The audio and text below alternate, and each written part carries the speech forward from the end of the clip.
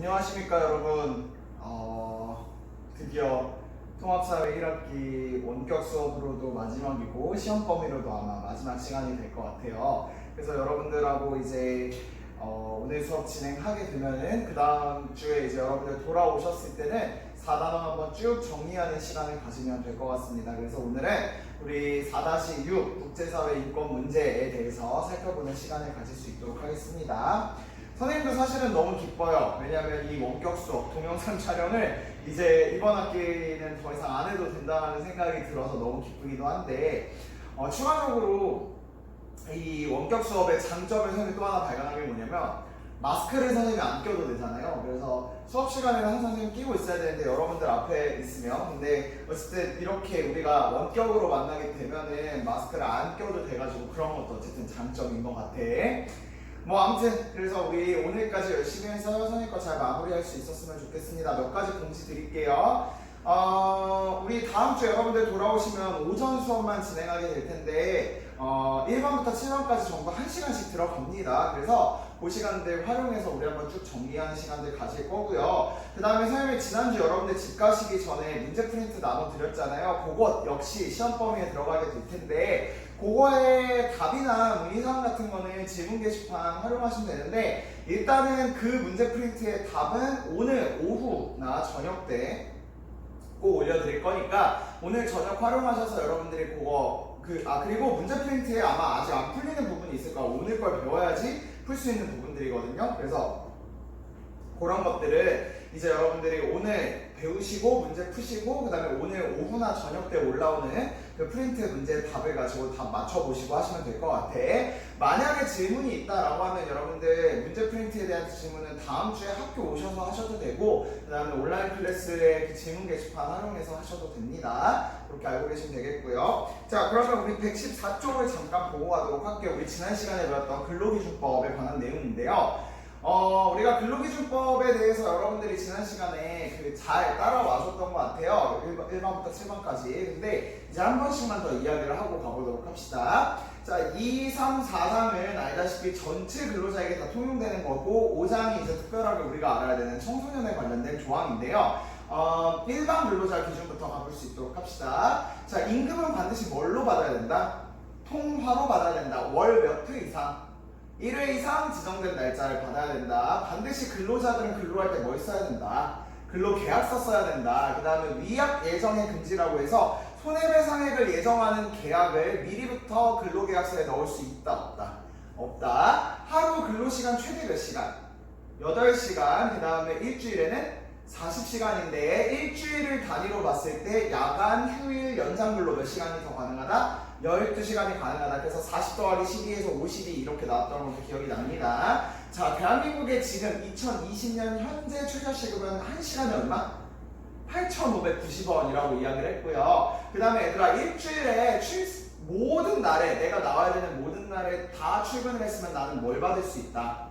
유급휴일을 받을 수 있다라고 이야기를 했어요. 유급휴일은 월차나 연차랑은 다른 개념이고 그 다음에 유급휴일의 가장 큰 포커스는 매일 나와야 한다라는 것이 있다는 거 여러분들 꼭 잊지 마셨으면 좋겠습니다. 자, 그 다음에 이제 청소년의 기준으로 볼게요. 청소년은 하루에 최대 몇 시간?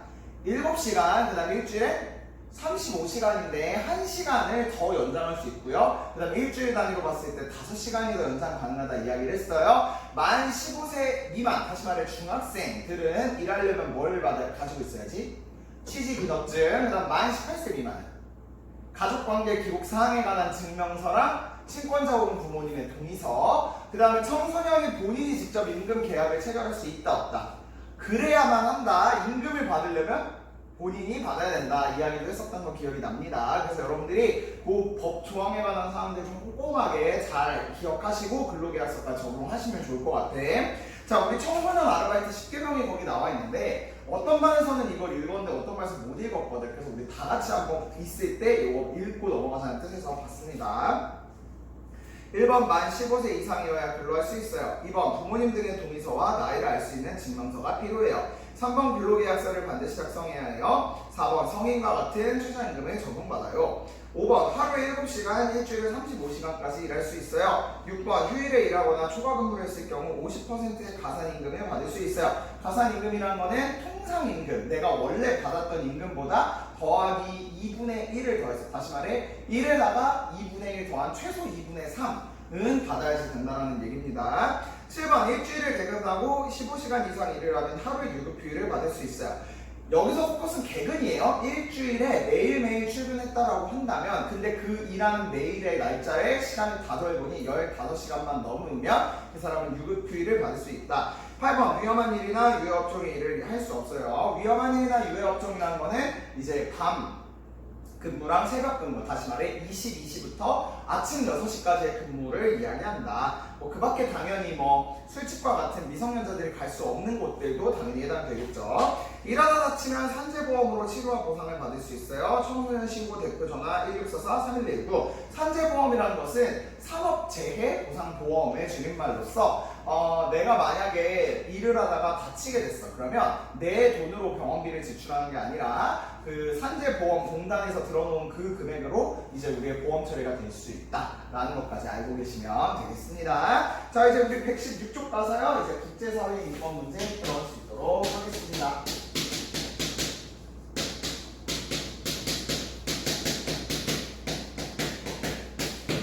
자, 우리 사회 인권 문제에는 여러분들이 교과서에서 보셔서 아시겠지만 두 가지가 포인트였어요. 청소년 노동과 침해 문제, 사회적 소수자에 대한 차별 문제. 자, 그러면 이 국제사회 인권 문제는 이제 우리나라를 벗어나서 외국에 관한 이야기가 될 텐데, 대표적인 걸 우리가 세 가지를 볼 거예요. 뭐냐면 빈곤하고 성차별하고 그 다음에 기본권 침해라고 되어 있는 부분이 있습니다. 기본권 침해. 그래서 그 하나하나에 대한 이야기가 어떻게 좀 전개되는지 우리 한번 볼 수 있도록 하겠습니다. 국제사회 인권 문제는 어떤 양상을 띠고 있을까? 오늘날 시민의 인권의식 성장과 헌법이나 국제법 같은 제도적 장치의 마련으로 시민의 인권이 과거와 비교하여 한층 잘 보장되고 있다. 그러나 아직도 밑줄 국제사회의 일부 지역에서는 빈곤, 내전, 관습 등 여러 가지 요인에 의해 인권 침해가 발생하기도 한다에다 밑줄을 쳐주시면 되겠습니다.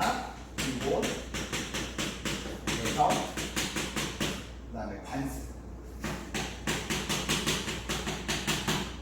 자, 빈곤에 관한 문제는 우리가 빈곤이라는 이 테마를 따로 빼서도 이야기를 하겠지만요. 이 빈곤이라는 것은 단순하게 배고픔 이런 수준이 아닌 거지. 정말 가난한 상태, 그러니까 영양을 제대로 공급받지 못하는 상태가 굉장히 지속되고 있는 상태다라고 이야기를 할 수 있는 거예요. 근데 얘들아, 이 빈곤은 당연히 1차적인 인권의 침해 문제도 나타나거든. 당연히 나의 그런 인권의 가장 기본적인 거, 그러니까 자유권하고 평등권에 비해서도 더 훨씬 중요한 것이 생명권이라는 건데, 이 빈곤이 지속되게 되면 나의 생명에도 위협을 줄 수 있으니 당연히 생명권에 대한 침해도 나타날 수 있죠. 그치? 그러니까 아예 못 먹으면 못 살잖아. 근데 여기서 끝나는 문제가 아니라 뭐까지 이어지게 되냐면 다른 기본권에 대한 침해까지도 이어지게 된다는 거야. 뭔 소리냐?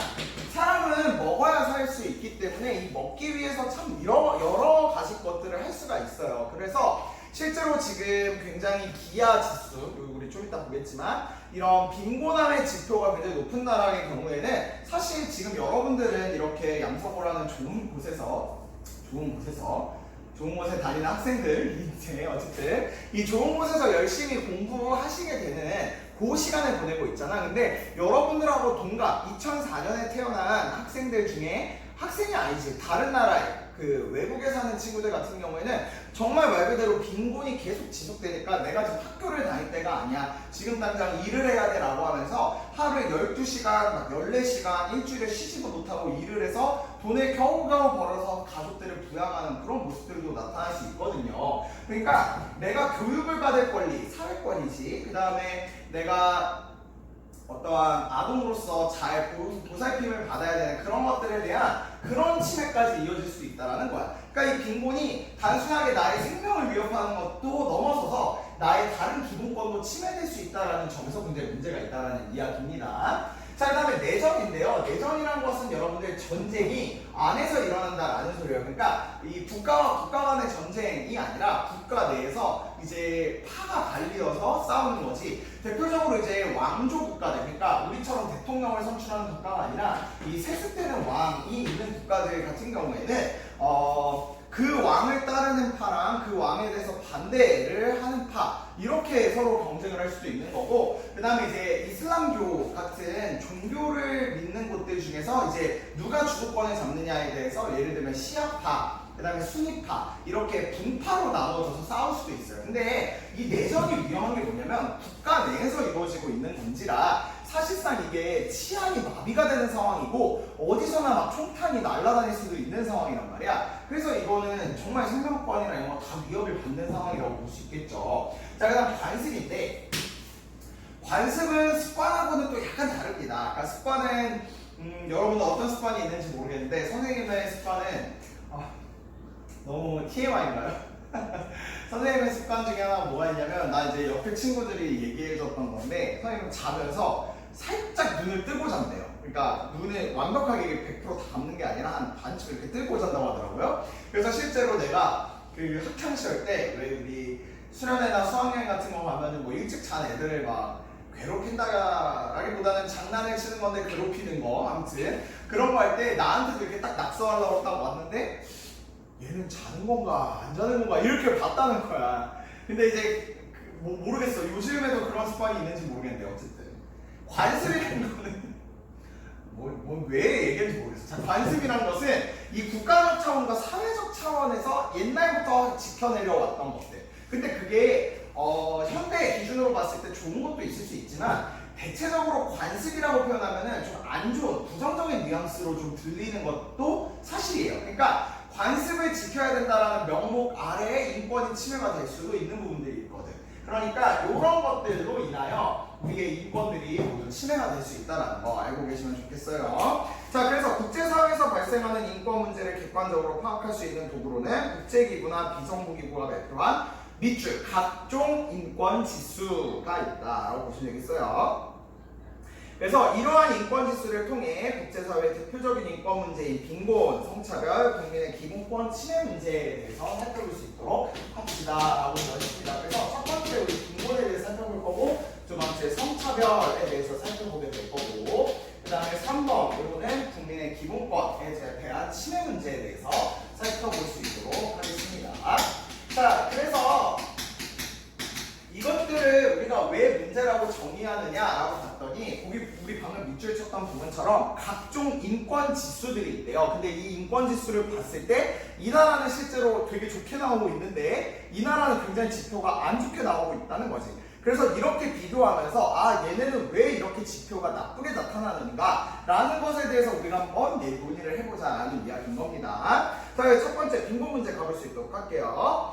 빈곤 문제, 빈곤은 생존의 위협은 물론 생활환경, 교육, 직업 등 최소한의 인간다운 삶을 어렵게 하는 문제로 자료일의 밑줄 3개 기하 지수를 통해 확인해 볼 수 있다라고 되어 있어요.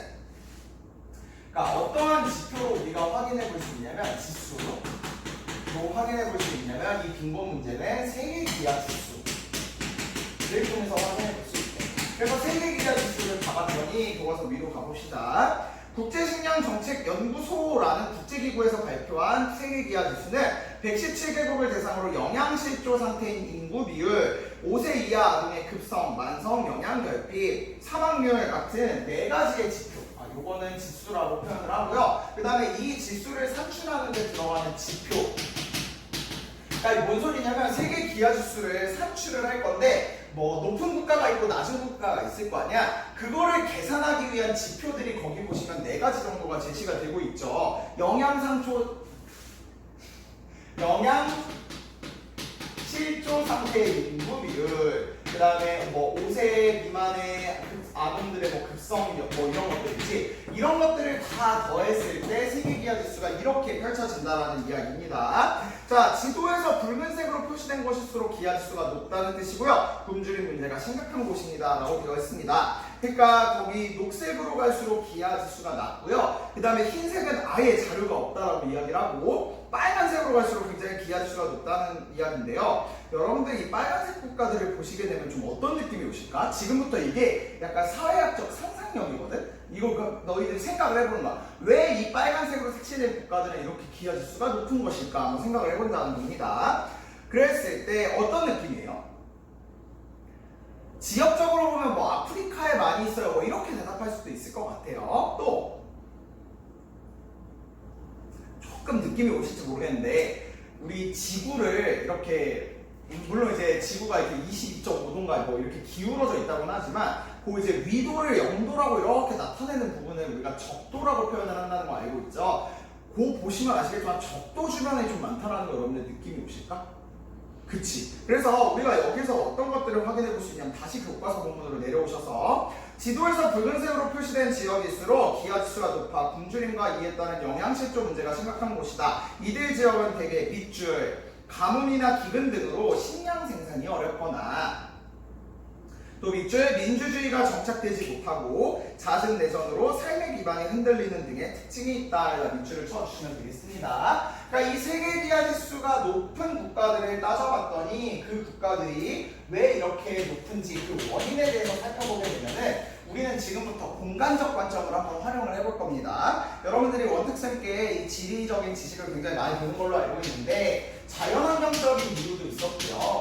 그 다음에 인문환경적인 요인도 있었어. 그랬을 때 이 자연환경적인 요인들이 왜 기하가 많이 나타나는지 보자면 우리 방금 밑줄 친 것처럼 가뭄과 기근이 많이 생겨나는 국가들이래.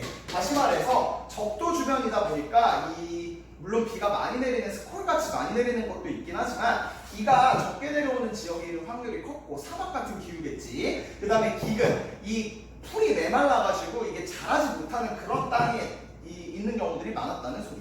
그 다음에 인문환경적인 거, 다시 말해 사람이 만들어낸 환경적인 요인을 봤더니 이 나라들은 민주주의가 정착이 주로 안 되었던 국가들인 거고 그 다음에 내전이 많았던 국가들이다 라고 지금 이야기를 하고 있는 거예요. 그러니까 요거를 연결시켜보면 이런 거라고 볼 수 있겠네. 원래 우리나라 같은 경우도 이런 만약에 예를 들어 빈곤 문제나 이런 문제가 발생하게 되면은 정부가 나서서 이걸 좀 해결을 해야 되는데 안 그래도 가뭄이나 기근이 심각한 국가들이라서 원래부터 좀 빈곤의 지수가 높을 수 있는 국가인데 국가의 입장에, 정부의 입장은 오로지 그냥 자기들을 호의호식하고 그 다음에 국민들의 어떤 삶에 관심을 가지기보다는 그냥 민주주의가 정착되지 못한 왕정의 국가이거나 아니면 자기의 권력들을 가지기 위해서 내전이 일으키는 경우들이 많은 국가들이었다라는 이야기인 거죠. 그러니까 이런 요인들 때문에 여기에 국가들의 빈곤 지수가 높았다라는 이야기를 우리가 확인해 볼 수 있겠습니다. 괜찮죠? 자, 그럼 이제 다음 성차별 이야기부터 가보도록 합시다. 자, 성차별 문제는 남녀 간 임금 격차나 고용 및 승진 등에서 남녀 차별, 교육 수준이나 정치 참여 기회, 건강 등에서의 남녀 차별 정도를 나타내는 것으로 자료 2의 밑줄, 세계 성격차 지수를 통해 확인해 볼 수 있다. 밑줄 쳐주시면 되겠습니다. 세계 성격차 지수. 그러면 이 세계 성격차 지수, 다시 말해 남녀가 얼마만큼 불평등한지를 나타내주는 이 지수는 뭘로 계산이 되는지 한번 보도록 하자. 거기 위에 보시면 세계경제포럼은 세계 성격차 지수 2015 보고서에서 145개국의 남녀차 이런 것들로 계산이 됐대. 남녀 간 경제 참여 기회, 교육, 성취, 정치적 힘, 건강 같은 것들. 그러니까 여기서의 남녀 간의 뭐 건강 상태, 교육 상태, 뭐 정치적인 힘 이런 것들로 가지고 쭈루루루 계산을 해봤다라는 소리인 거지. 그랬더니 거기 보시면 세계 짙을수록 양성평등이 좀 실현되어 있는 국가, 그 다음에 옅을수록 남녀차별이 심한 국가라고 나와 있어요. 그럼 거기 보시면 여러분들 북유럽 같은 데가 조금 성격차 지수가 그러니까 1에 가깝다라고 거기 나와 있을 텐데 1에 가까워서 좀 평등하게 나타나게 될 거고, 그 다음에 옅은 색으로 갈수록 그 중동 지역은 그대로 또 옅은 지역으로 나타나네. 자료 없음으로 나타날 수도 있죠 물론. 그랬을 때 거기 보시면 우리나라를 좀 볼 수 있도록 해봅시다. 우리나라 보시면 우리나라의 색깔을 여러분들 봤을 때 어떤 것 같아요?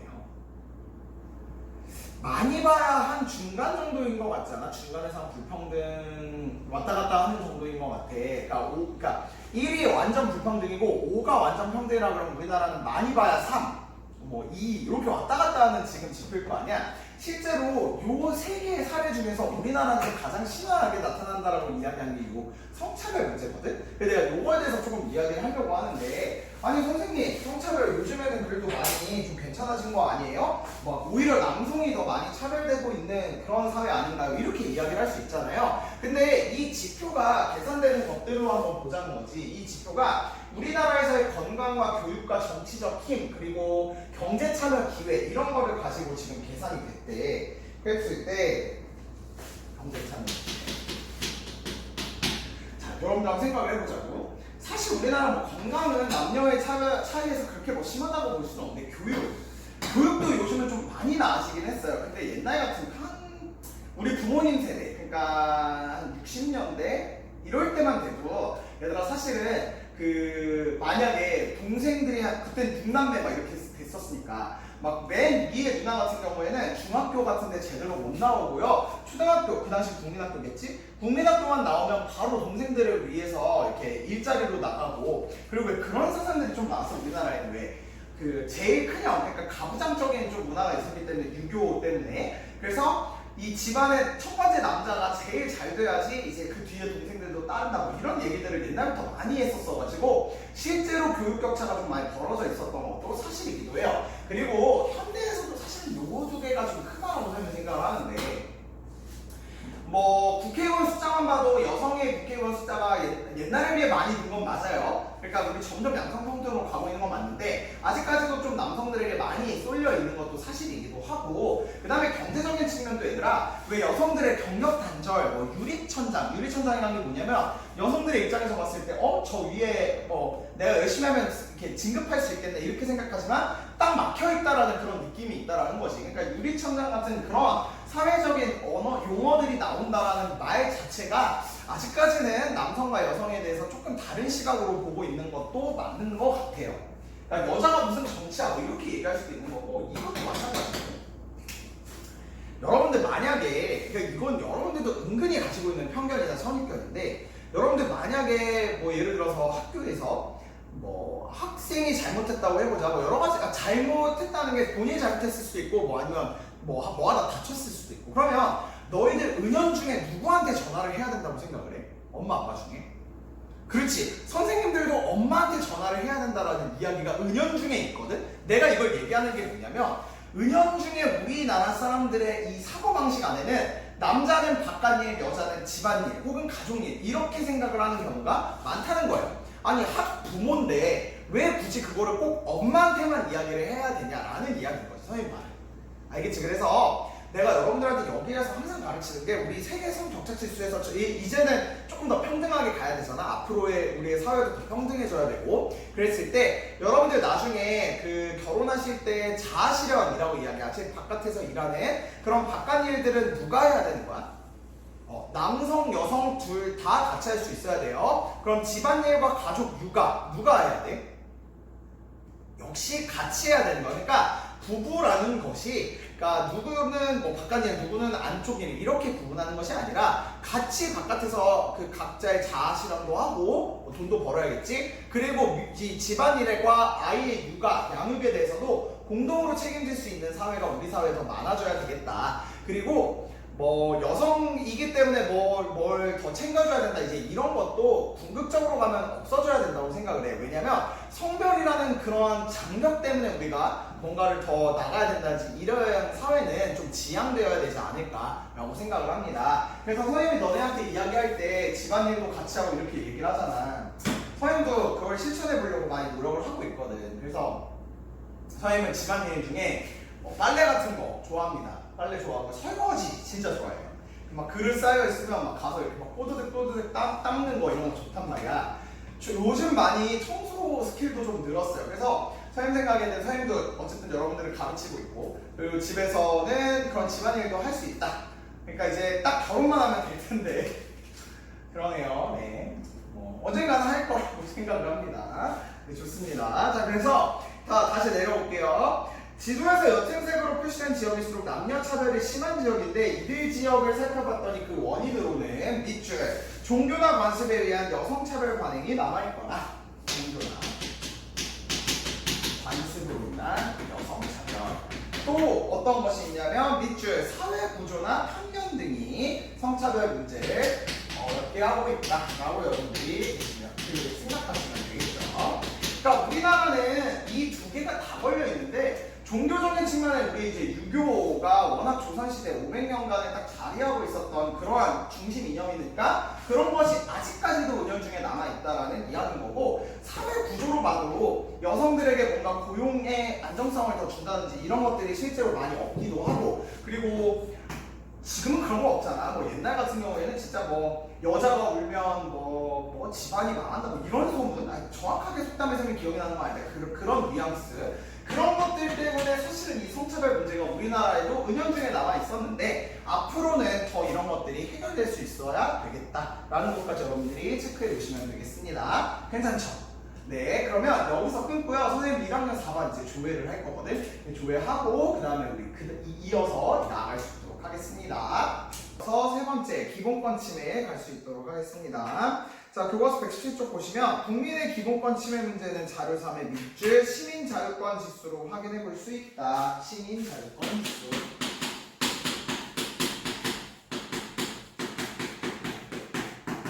그래서 이 시민 자유권 지수에 대해서 살펴보기 위해서 우리 위에 가보시면 국제인권단체 프리덤하우스는 언론 및 출판의 자유, 신체의 자유, 사생활 보호, 사상 및 양심의 자유, 집회 및 결사의 자유 같은 여러 가지 자유들을 가지고 뭐 신체의 자유, 뭐 이러한 자유, 언론 출판의 자유 이런 것들을 가지고 이거를 계산했다라고 되어 있어요. 그러니까 여기서 우리가 살펴볼 수 있는 게 얘들아 기본권 있잖아. 우리나라 헌법에서 보장하고 있는 기본권 5가지는 알다시피 자평, 참사, 청인데 그 중에 자유권이 얼마만큼 이게 보장이 되고 있는지가 여기에서 나타나고 있는 거야. 그래서 우리 자유권을 헌법의 조항에서 봤을 때 우리 신체의 자유, 종교의 자유, 양심의 자유, 통신의 자유, 주거의 자유, 재산권 행사의 자유 이런 것들이 있던 것들이 여기 지표 안에도 역시 계산이 된다라고 지금 확인해 볼 수 있다는 거죠. 자, 그랬을 때 표에서 순위가 낮은 국가일수록 시민 자유권 지수가 낮은 곳, 즉 국가에 의한 인권 탄압이 심한 곳이다 라고 되어 있습니다. 1위가 핀란드, 5위가 룩셈부르크 이렇게 나오고 있고 대한민국 58위로 나와 있는데 얘들아 195개 국가 중에 중국이 지금 178위에 랭크가 되어 있는 걸 볼 수 있어요. 어때? 이걸 보면서 무슨 생각이 들어? 이번에 여러분들 이거 얘기할 때마다 맨날 조심스러워. 왠지 모르겠지만 하여튼 조심스러운데 이번에 이 코로나 사태로 인하여 중국이 어떠한 정보나 아니면 이런 것들에 대해서 좀 많이 탄압하고 있다라는 이야기 혹시 여러분들 들어보신 적 있을지 모르겠어요. 그러니까 우리한테는 통신의 자유, 그러니까 다른 사람들과 그러니까 다른 사람들이 모르게 내가 그래서 다른 사람과 통신을 할 수 있는 건데 그런 것들도 당국이 다 보고 있다라는 이야기인 거고, 어떠한 자신의 양심 혹은 그거를 표현하는 언론, 출판 뭐 이런 것들에 대해서도 다 지금 자유가 막혀 있다 이런 이야기들이 사실 조금만 검색해봐도 나오거든. 그러니까 이런 것들을 지금 이 지표를 통해서 우리가 확인해 볼 수 있다는 거 여러분들 보실 수 있겠습니다. 자, 그래서 시민자유권 지수에서 순위가 낮은 나라들은 대체로 밑줄 국가 권력이 국민의 일상생활을 통제하는 경우가 많다. 이 나라들을 봤더니 국가의 권력이 국민을 통제하는 경우가 많다. 그러니까 중국 같은 경우가 여기에 해당이 되겠죠. 그러니까 국가 권력이 지금 일당 체제로 가고 있기 때문에 실제로 이 국가 권력이 굉장히 통제를 많이 하게 될 거고, 그 다음에 이들의 국가의 지도자를 밑줄 체제 유지를 목적으로 자유권이나 평등권 등 국민의 기본권을 탄압하고, 또 밑줄 전통적인 종교 관습을 유지하기 위해, 그러니까 체제 유지 그리고 종교를 믿고 있으면 그 국교가 있는 종교의 그 관습을 유지하기 위해서 계속해서 이렇게 이 기본권들을 침해하는 모습들이 나타난다라고 여러분들이 생각하시면 되겠습니다. 선생님이 지금 에어컨을 키느라고 잠시 하면서 나갔던 점 미안하게 생각합니다. 자, 그래서 우리가 이렇게 각각의 문제들이 이렇게 수에서 어떻게 나타나는지가 쫙 확인을 해봤고 그 나라들을 분석해보니까 이러한 원인들이 있었다라는 것들이 지금 확인해 볼 수 있는데 여기서 좀 우리가 공통적으로 느낄 수 있는 건 어떠한 관습적인 부분 그리고 종교도 일종의 신념이고 이데올로기일 수 있단 말이죠. 그래서 종교 자체의 그 본질적인 의미로서는 되게 좋은 것들이겠지만 이런 것들이 어떠한 인권에 반할 수 있는 그런 모습으로 가는 것들도 여기에서 우리가 확인해 볼 수 있었다라는 것들을 좀 공통적으로 끄집어낼 수 있겠지. 그래서 얘를 해결하기 위한 방법들을 이제 조금 이따 뒤에서 배우긴 할 텐데, 그러니까 이렇게 생각하시면 좋을 것 같아요. 그러니까 우리가 인권이라는 것을 생각할 때, 인권이라는 우리가 지금 한 학기를 지금 인권을 배웠잖아. 인권에 대한 다양한 여러 가지의 역사적인 그 다음에 제도적인 여러 가지들을 살펴보면서 여러분들이 난 이런 걸 느꼈으면 좋겠는 게 인권이라는 개념 자체가 사실은 굉장히 현대적인 개념이다. 그러니까 이게 아무래도 전 근대적인 어떤 관습, 전통, 종교에서 흘러왔던 거랑은 좀 이게 반하는 모습으로 나타날 수 있기 마련이다. 그러니까 그런 것들에 있어서 예를 들면 종교의 좋은 가치들이나 이런 것들은 이 인권에 오히려 보장하는 쪽이랑 이게 같이 순기능으로 묶여야 되는 거잖아. 이런 것들에 대한 앞으로의 그런 사회학자들 혹은 이런 인문학자들이 좀 많이 연구를 해야 될 부분이라고 생각을 하고 선생님은 그리고 그런 것들에 대해서 좀 우리가 고찰을 해볼 수도 있고 그 다음에 사실은 그러니까 당연하다고 생각했던 것들을 한 번씩 의심해보고 물음표를 던지는 게 선생님 생각에는 이 인문사회과학을 하는 사람들이 가져야 될 자세다라고 생각을 합니다. 그리고 앞으로도 이 인권의 개념은 더 많이 바뀌고 더 많이 확장되어 가게 될 거야. 그리고 그걸 어디까지 우리가 인권으로 볼 수 있는지에 대한 사회적 합의도 계속 늘어날 거고 그러니까 앞으로의 우리가 좀 더 인권이 어떻게 확장되어 가는지를 봐야 될 것 같다라는 이야기도 좀 덧붙이고 싶습니다. 자, 우리 프린트 10쪽 한번 여러분들 펼쳐주시면 좋겠어요. 프린트 10쪽. 자, 프린트 10쪽을 보시면 거기 또 다른 자유지수와 관련된 게 있는데 뭐가 있냐면 언론 자유지수예요. 언론 자유지수. 그러니까 이게 뭐냐면은 결국에는 언론이 그러니까 다시 말해서 그 나라의 신문이나 TV 같은 매체들, 대중매체들 혹은 이제 그러니까 언론이라는 것은 결국에는 본인의 어떠한 논평의 주관적인 관점을 가지고 사회 현상에 대해서 이렇게 논평을 하는 건데 이거가 지금 얼마나 자유롭게 보장되어 있는지에 대한 지수다라고 우리가 확인해 볼 수 있는 거죠. 그러니까 얘는 사실은 자유가 얼마나 보장되어 있는지랑 사실 동일한 개념으로 볼 수 있는데 또 다른 지수다라고 생각하시면 되겠습니다. 국제언론인 인권보호단체이자 언론 감시단체인 국경없는 기자회라는 곳에서 발간한 이 언론자유지수는 언론 및 표현의 자유와 관련된 전세계 18개 비정부기구와 150여 명 이상의 언론인, 인권운동가 등 특파원들이 작성한 설문을 토대로 매년 언론자유지수의 순위를 정하고 있다. 설문은 다원주의가 뭐냐면 이게 얼마나 많은 언론이 있냐라는 뜻인 거야. 그러니까 하나의 언론이 아니라 얼마나 많이 있냐라는 이야기인 건데 대표적으로 우리랑 국경을 맞대고 있는 어떠한 국가 같은 경우에는 채널이 하나밖에 없단 말이에요. TV 채널이. 그래서 딱 키면은 경애하는 동지께서 막 이러면서 오늘 뭐 시찰하셨다 막 이렇게 성대모사를 못하지만 어쨌든 그래서 그런 국가들은 사실 채널이 하나죠. 근데 우리나라는 알다시피 채널이 여러 개고 그 다음에 신문사도 여러 개 있다라고 볼 수 있지. 그런 것들 그 다음에 권력으로부터의 독립, 자기검열 수준, 제도장치, 취재 및 보도의 투명성, 뉴스 생산 구조 등 6개의 지표로 한번 계산을 해봤다. 그랬더니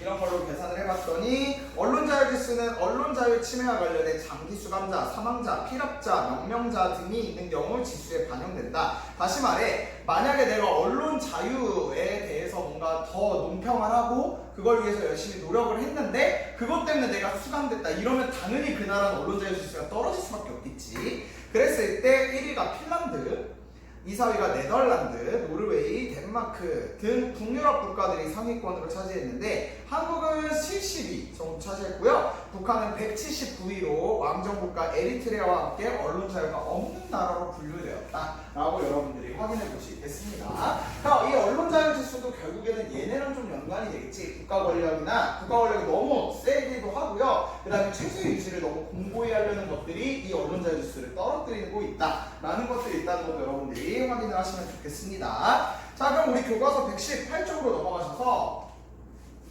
이러한 인권 문제들을 다 살펴봤고 이것들의 원인들까지 다 찾아봤는데 그러면 여기서 끝날 것이 아니라 얘네들을 해결을 해야겠지. 그래서 우리가 해결 일정이 어떤 것들이 있는지가 거기 보시면 나와 있습니다. 자, 그래서 해결하는 방법을 가볼 수 있도록 할게요. 자, 국제사회 인권 문제를 어떻게 해결할 수 있을까? 국제사회 인권 문제들은 개발국가 차원에서 해결하기 어려운 경우가 많다. 이러한 문제를 해결하기 위해서 밑줄 개인적 차원에서는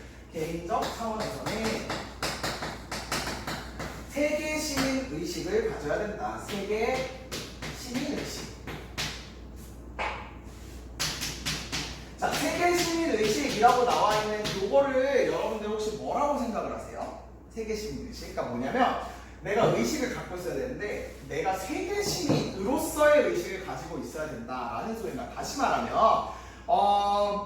우리가 그냥 그렇게 살아가는 경우가 많잖아. 그냥 우리 반, 우리 기숙사 이런 식으로 딱 나랑 관련되어 있는 직접적으로 내가 보고 이렇게 만나고 하는 사람들만 내 주변 사람들로 생각을 하게 되는데 그게 아니라 우리는 지구라는 한 공동체에 살고 있으니 결국엔 나는 지구라는 그 사회의 시민으로서의 의식을 가져야 된다라는 소리인 거야. 그러면 지구에 내가 한 명의 시민인데 저 멀리 지구에서 살고 있는 사람이 인권 탄압을 받고 있어. 저 멀리 지구에 살고 있는 어떤 다른 친구가 정말 배고픔으로 막 힘들어하고 있어. 그럼 그 친구들을 어떻게 해줘야 된다는 거야? 당연히 도와줘야 된다라는 거고요. 요 세계 시민 의식을 주장했던 학자가 누구냐면은 피터 싱어라는 학자가 있어요. 피터 싱어. 그래서 이 피터 싱어라는 그 사람의 이 이야기를 거기 밑에 보시면 그 도서 자료실에 나와 있습니다. 가난한 국가에 대한 원조의 의무라고 나와 있고요. 거기 한번 읽어보도록 할게요. 피터 싱어. 출근길 연못에서 허우적대는 어린아이가 보인다. 주위에는 아무도 없다. 뛰어들어가 구하지 않으면 빠져 죽고 말 것이다. 물에 들어가기란 어렵지 않고 위험하지도 않지만 며칠 전에 산 새 신발이 더러워질 것이다. 양복도 젖고 진흙투성이가 되리라. 아이를 보호자에게 넘겨주고 옷을 갈아입고 나면 틀림없이 지각이다. 이제 어떻게 할 것인가? 라고 나와 있는데 여러분들한테 한번 적용을 해보자는 거야. 내가 이렇게 길거리 지나다니고 있는데 저쪽에 맨홀 뚜껑이 하나 열려있어. 근데 애기가 아무것도 모르고 기어가다가 그 맨홀 뚜껑으로 막 기어오고 그럼 너네 어떻게 하겠냐라는 이야기인 거지. 물론 그런 인성 파탄자는 없겠지. 잘 가고 있네. 이렇게 생각하는 사람 없을 거라고 생각합니다. 그러니까 우리가 당연히 그걸 보면 달려가서 그 애를 잡든 뭐 맨홀 뚜껑이 탁 못 가게 한다는 이렇게가 될 거 아니야. 그러니까 그런 마음에 그대로 세계로 확장을 해보자는 거지. 지금 저렇게 배고파 있는 그런 친구가 나의 이 지구촌 이웃으로 살고 있는데 내가 그 이웃을 안 도우면 어떡하겠냐 이런 뜻인 거죠. 그래서 오른쪽 봐봐. 밑줄 피터 싱어는 빈곤치유에 돕는 것이 인간의 의무임을 강조하였다. 그래서 당장 생존과 관련 없는 지출하면서도 기부하지 않는 것. 다시 말해 내가 지금 먹고 살만 한데 어떠한 사치품을 사기 위해서 그러니까 나의 어떠한 더 많은 만족감을 누리기 위해서 그렇게 사는 것들보다는 마치 그런 것이 마치 물에 빠진 어린아이를 쉽게 구할 수 있는데도 그냥 지나치는 것과 같다라고 이야기를 했다는 겁니다. 그래서 부유한 나라의 사람들은 소득의 5% 이상을 세계 빈곤 퇴치 활동에 기부해야 하며 그 기부로 얻는 행복감은 오히려 삶의 질을 높인다고 주장하였다라고 되어 있어요. 그래서 선생님이 우리 반도 이제 월드 클래스 참여하고 있지만 여러분들도 이 월드 비전 맞나? 뭐 아무튼 여러분들 다 알죠. 아무튼 네. 우리 반에서도 월클 막 이랬었는데 이게 월드클. 근데 세계를 향하는 학급 월드 클래스. 그러니까 여러분들도 이 월드 피플들이 되어줬으면 좋겠습니다. 그래서 선생님도 실천하고 있는 것 중에 하나가 뭐냐면 월급날에 이 굿네이버스랑 연결을 해가지고 한 달에 선생님도 일정액은 항상 이렇게 월급 들어오면 바로 빠져나갈 수 있도록 그런 기부에 참여하고 있어요. 여러분들도 따지고 보면 그런 기부들이 되게 많거든. 거기 보시면 유니세프 한국위원회라는 곳이 있는데 들어가서 보시면 구호가 시급한 지역에 수익금을 전환하시는 상품 구매, 자원봉사, 모금활동 등을 통해서 해외 어린이들을 돕는 이런 일들을 하는 그런 기구들이 여러분들 생각보다 많잖아. 그러니까 그런데 한번 여러분들도 나중에 그 어른이 되셔서 실제로 소득이 되면 좀 참여하는 것도 하나의 세계 시민으로서 살아갈 수 있는 방법이다 생각하시면 좋겠습니다. 자, 그 다음에 사회적인 측면인데요. 사회적인 측면에 대해서는 조금 우리가 살펴봐야 될 것들이 많아서 차근히 살펴볼 수 있도록 합시다. 또한 밑줄 사회적 차원에서는 인권 문제 해결을 위한 국제적인 연대를 해야 된다. 국제적 연대. 다시 말해서 국제적인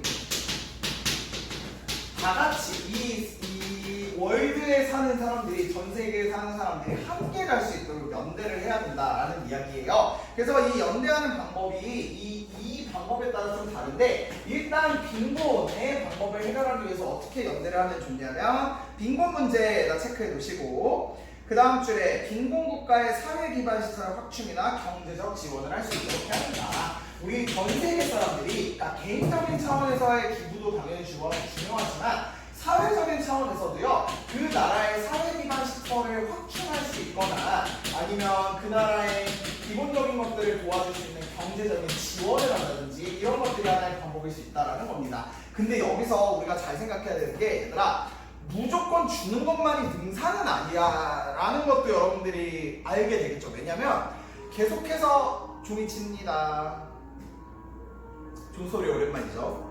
지금 8시 40분인데 종을 치는 이유는 오늘 3학년들이 모의고사라서 그래요. 국어시험 시작 시간입니다. 어쨌든 이게 무조건 그냥 일방적으로 주게 되면은 그 주는 것에 대한 혜택이 너무나게 당연하게 되는 경우가 있단 말이야. 그래서 선생님이 사실 여기 파트는 작년까지만 해도 수행평가를 요 조모임 수행평가로 진행을 했었단 말이야. 어떻게 해결할 수 있는지 이런 거를 한번 내가 가져와 보라 그랬는데, 많은 친구들이 정말 그 기발하고 참신한 방법들 많이 얘기해줬지만 선생님이 아직도 기억에 남는 건, 이렇게 지원을 하는데 그 지원하는 걸 어떤 식으로 하냐면, 그 나라의 농사를 지을 수 있도록 그 농사 기반 시설을 확충하는 데 돈을 준다든지, 아니면은 어떠한 그 빈곤한 국가들이 아까 보면 알겠지만 이런 환경이잖아. 그러니까 이런 환경을 이겨낼 수 있는 그러한 식량 종자 같은 거 있죠. 씨앗 같은 거. 그런 것들을 개발하는 연구 비용을 준다든지 이런 식으로 해서 이게 계속해서 무작정 그냥 원조로만 이어지는 것이 아니라 기반이 좀 바뀌어질 수 있는 그러한 체제를 갖춰질 수 있는 지원을 해주는 것이 맞다라는 것도 선생님의 생각과 좀 일치했어요. 여러분들도 이렇게 좀 생각을 해주시면 좋겠고요. 자, 그 다음에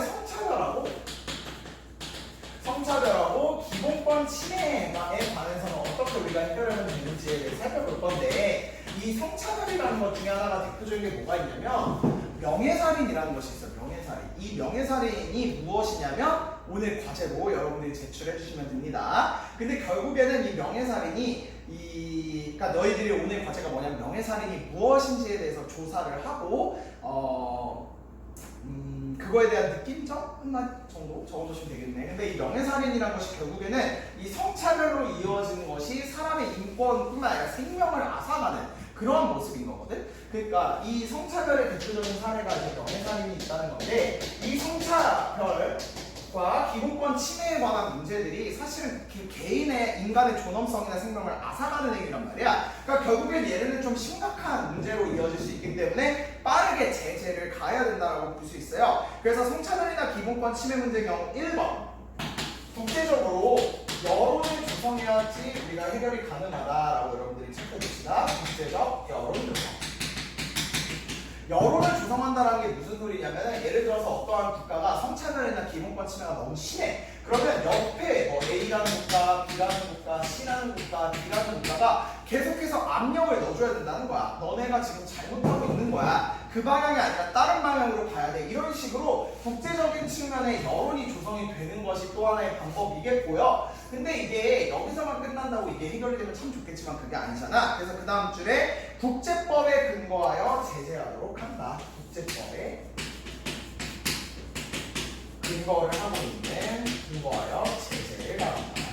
근데 이 국제적인 차원에 대한 이야기를 하기가 쉽지가 않은 이유가, 그러니까 국내적인 차원에서는 국가의 어떠한 정당성이 확보가 되어 있다면 정치 체제에서 이렇게 봤을 때 어떠한 처벌을 가한다든지 아니면 치안을 유지하는 게 쉬워요. 근데 국제적인 측면에서는 그런 게 없단 말이야. 그러니까 국가 단위에서 있으면 사실은 이게 힘의 논리로 좌지우지가 될 수밖에 없단 말이죠. 물론 그거를 좀 억압이라기보다는 그거를 좀 잘 조율하고, 그 다음에 국제적인 힘을 좀 관장하는 기구를 만들기 위해서 유엔이라는 국제연합기구가 생겨나긴 했지, 2차 세계대전 이후. 근데 국제사회의 그 힘의 논리를 완전히 다 제압하지 못한단 말이야. 그래서 국제법이라는 것도 있어요. 조약부터 시작해가지고 여러 가지가 있는데 그런 것들이 실질적으로 적용을 못하게 되는 사례가 있을 수도 있어. 그래서 그 다음 주에 봐봐. 그런데도 국가 권력의 남용으로 인권 탄압이 계속 자행되면 세 번째 국제 형사재판소로 가야 된다. 국제 형사재판소. 자, 국제형사재판소라는 국제기구에 대해서 잠깐 설명을 해보려고 하는데요. 이 국제형사재판소는 우리 여러분들 중학교 때 재판의 종류를 두 가지 배웠을 거야. 하나는 민사재판, 다른 하나는 형사재판. 그치? 근데 여기에 말하는 국제형사재판은 말 그대로 형사재판을 국제적인 측면에서 한다는 거거든. 그러니까 범죄를 저지른 사람에 대해서 국제적인 차원에서 국제 변호사, 그다음 국제 검사, 국제 판사 들어와가지고 그 사람에게 대해서 인권을 유린했으니 죄가 인정되기 때문에 그거에 대해서 법으로 제재를 가할 수 있다. 그리고 그 사람에게 어떠한 형벌을 내릴 수 있다라는 측면이라고 보실 수 있겠어요. 이 국제형사재판소가 만들어진 거는 오래되지 않았고요. 2001년인가 네덜란드에 지금 헤이그에 위치해 있는데 사실 얘도 마찬가지거든. 이 국제형사재판소의 인권 탄압이 굉장히 심하기 때문에 이 사람을 끌고 들어온다 라고 하기까지도 쉽지 않고 그렇게 데리고 온다고 해도 이게 강제적으로 갈 수가 없는 부분이 있어서 이거에 대한 방법적인 부분은 사실 우리가 고민을 해야 되고 사실은 얘가 제일 내가 볼 때 가장 기본적이면서도 맞는 방법이라고 생각을 하는데 쉽지가 않지. 그렇기 때문에 더더욱 국제적 연대가 필요한 거 이렇게 여러분들 생각하시면 되겠고 얘랑 또 비슷한 기구 중에 너희들 국제사법재판소라는 게 있거든. 국제사법재판소. 이 국제사법재판소랑 국제형사재판소랑 어떻게 다르냐면 이렇게 생각하면 돼. 얘는 형사재판을 하는 곳, 얘는 민사재판을 하는 곳. 그래서 민사재판은 혹시 여러분들 알겠지만 얘는 이 범죄자에 대해서 형벌을 가해지는 재판이라면 국제사법재판소의 그 민사재판은 두 국가가 혹은 두 주체가 분쟁이 났을 때 그 분쟁을 해결하는 거거든. 대표적으로 그래서 여러분들 이렇게 들으면 딱 알 거야. 일본이 독도 문제를 자꾸 국제사법재판소로 가져가자고 이야기해요. 그럼 느낌이 오겠지? 두 국가의 어떤 분쟁되는 것에 대해서 해결할 때는 요 기구로 간다라고 생각하시면 되겠어요. 근데 여러분들 중학교 때 배우셨겠지만 독도에 대한 문제에 대해서 우리가 해결할 때는 국제사법재판소로 일본이 가자고 하는 거 그냥 무시하시면 됩니다. 왜냐면 지금 이미 우리가 어느 영유권을 가지고 거기에 가지고 있기 때문에 굳이 여기를 갈 필요가 없어요. 근데 재밌는 건 일본도 중국이랑 같이 위쪽의 섬들에 대한 이 영토, 이 영유권 문제, 그러니까 분쟁이 있는데 중국은 또 이거를 국제사법재판소로 가져가자 그러는데 일본은 또 그거에 대해서 거부하거든. 굉장히 이중적이지. 그러니까 그냥 그런 거는 생각 안 하시고 계시면 돼요. 알겠지? 자, 그래서 이렇게 국제사회에 대한 인권 문제까지 좀 살펴봤습니다. 자, 그래서 우리 문제 한번 풀어보도록 할게요. 1번 수수하기. 생존의 위협은 물론 생활환경, 교육 등 인간다운 삶을 위협하는 것은 어떤 문제일까요? 빈곤 문제. 좋습니다. 다음 2번. 국가 권력이 국민의 기본권을 침해할 때 국제사회가 어떠한 노력을 기울여야 됩니까? 국제적인 차원의 연대를 해야 되는데 세 가지가 있다고 해서 첫 번째는 국제적 측면의 여론을 조성한다. 두 번째, 국제법에 근거하여 제재를 가한다. 그 다음 세 번째는 국제형사재판소로 가지고 갈 수 있다. 그래서 북한에 지금 지도자 있잖아요. 그 부분을 아무튼 그 사람을 국제형사재판소로 가져가야 되는 거 아니냐라고 뭐라고 하지? 이렇게 주장하는 사람들도 있더라고요. 그러니까 그런 것들도 여러분들 한번 보시면 되겠고요. 자, 그 다음에 119쪽에 우리 자료 1번, 2번 살펴보고 오늘 수업 마무리하도록 할게. 자료 1번 보시면 전 세계에 약 4,600만 명이 사실상 노예 상태로 살고 있다고 오스트레일리아의 인권단체에서 이야기를 했대. 이 사람들은 인신매매, 강제노동, 부채상환을 위해 노예처럼 일하기, 강제결혼, 성매매 같은 것들로 지금 착취를 당하고 있다고 이야기를 합니다. 인도가 지금 제일 많고요. 중국, 파키스탄 이런 순으로 가고 있는데 인구당 비중으로 따져보면 북한이 1위다라고 되어 있어요. 자, 그러면 1번. 이와 같은 인권 문제가 주로 나타나는 국가들의 특징은 아까 여기다 썼었는데 주로 빈곤, 내전, 독재가 일어나는 국가들이다. 다시 적어볼까? 빈곤, 내전, 독재. 그래서 화살표하고 국가의 통치행위가 작동하지 않는다. 국가의 통치행위가 작동하지 않는 국가들이다. 그러니까 국민의 인권 보호나 이런 거에 관심이 없는 국가들이라는 거야, 대부분이. 그러니까 두 번째, 이와 같은 상황에서 국제사회가 인권 개선을 위해 함께 노력해야 하는 까닭. 국제적인 연대를 해야 되는 이유가 뭘까? 우리는 세계 시민이기 때문이다. 좋은 의견인데요. 조금 더 근본적인 측면을 접근을 해보자. 얘들아, 국제적인 측면에서 연대를 해야 된다는 소리는 뒤집어서 얘기하면 그 국가 내부에서 이거를 해결하는 그 자정작용이 어떻단 얘기야? 불가능하다는 얘기야. 그러니까 국제적인 측면에서 이걸 관심을 가져야 되는 이유는 똑같은 인간이고 인간의 존엄성을 가진 사람들인데 그 국가 내에서는 자정작용으로 이걸 해결하기가 어렵다라는 거지. 그래서 우리가 도와줘야 된다는 거야. 그래서 여러분들 거기 두 번째다 적어보시면 국내적인 측면에서는 해결하기 어렵기 때문에 라고 적어놓으시면 되겠습니다. 국내적인 측면에서는 해결하기 어렵기 때문에. 자, 그래서 빈곤 문제를 해결하는 방안이 거기 나오는데요. 첫 번째 보시면 정부의 측면에서 국제빈곤 퇴치 기여금을 지금 지원하기로 하는 이런 모습을 볼 수 있고요. 그 다음에 개인적인 측면의 얘기가 오른쪽에 보시면 학생들이 용돈을 쪼개고 사랑의 빵을 붓고 그런 것들을 동전을 모은 것들로 학생들을 도와주었다. 이 측면인 거지.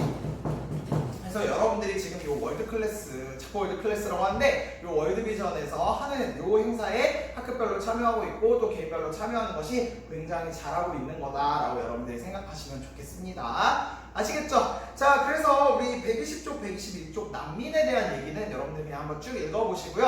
선생님이 수업에서 따로 다루거나 이러진 않을게요. 그래서 한번 제 신문들만 쭉 읽어보시면 되겠습니다. 자, 그래서 우리 이렇게 하면 이제 6단원에, 대단원 4단원이 이렇게 끝나게 되었고요. 자, 우리 여러분들 돌아오셔서 122쪽에 대단원 마무리 있지? 여기 같이 하면서 쭉 우리 시험 범위 한번 복습할 테니까 여러분들이 잘 따라와 주시면 좋겠습니다. 문제 풀이 때 잘 풀어주시고요. 답도 잘 맞춰주시고 선생님 거 공부 열심히 해서 우리 어쨌든 첫 번째 보는 시험이지만 기말고사인 이 기말고사 통합사회를 여러분들이 또 원하는 만큼 또 좋은 성적을 거두어 가실 수 있었으면 좋겠습니다. 아시겠죠? 자, 그러면 우리는 다음 주에 교실에서 현장 수업으로 만날 수 있도록 하겠습니다. 과제 잘 올려주세요. 안녕.